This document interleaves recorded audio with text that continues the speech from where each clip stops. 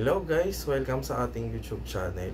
So, nandito tayo ngayon para talakayin yung about sa sakit na stroke. So, ano ba guys yung stroke?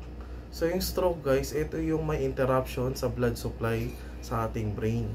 So, pwedeng mangyari ito pag may pumutok na ugat o merong bumara sa ugat papunta sa ating brain. So, ang pwede mangyari guys is magkaroon ng brain damage or mauwi ito sa pagkamatay ng brain cells at pwede tayong mamatay. Isa itong medical emergency na kailangan madala agad natin yung mahal natin sa buhay o yung pasyente sa pinakamalapit na hospital upang ma-manage ang kanyang stroke.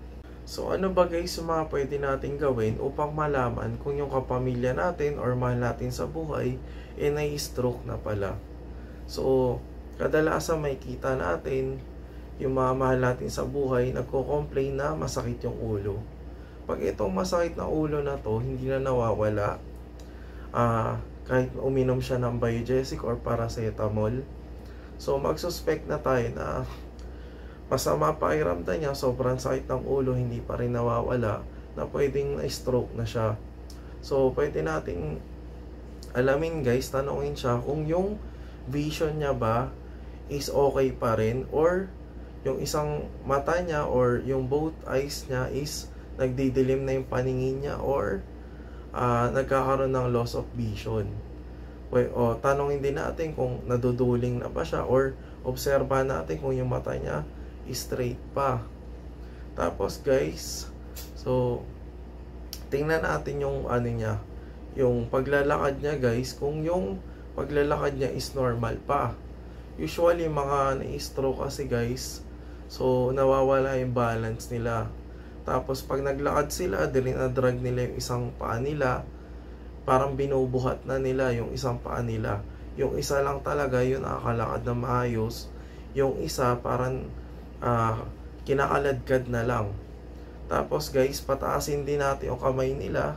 So usually both arms kailangan mataas yan. Pag yung isa mahina, hindi niya maangat, o kaya inangat natin yung both arms niya tapos yung isa nalalaglag, so possible na stroke na siya.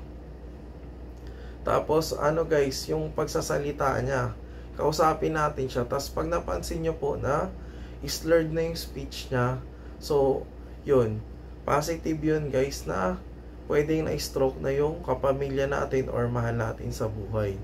So anong una dapat natin gawin guys pag nakitaan natin ng mga senyales na to?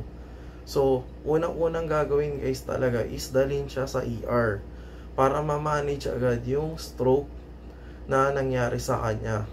So pagdating dun sa ER guys, so i-confirm yun ng doktor, magpapagawa ng CT scan sa brain para malaman kung merong hemorrhage or kung ano man problema doon or hematoma, kung anong nangyari sa brain niya, bakit nagkaganon siya.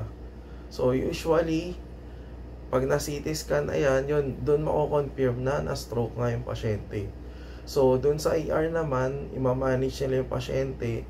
So, ang pine-prevent lang natin dun, guys, yung magkaroon ng full-grown stroke or magkaroon ng irreversible brain damage tulad ng pagka-comatose ng patient o kaya ma-paralyze na siya ng tuluyan. So, hopefully, pag nandun na sa ER, mabigyan ng mga tamang gamot at makarecover uli yung pasyente. Usually, ang mga stroke patient is dinadala, ina-admit sa ICU. So, yun lang guys. Sana may bago kayo natutunan. So, sa susunod na vlog na lang, magkita-kita tayo. Yun lang. Salamat.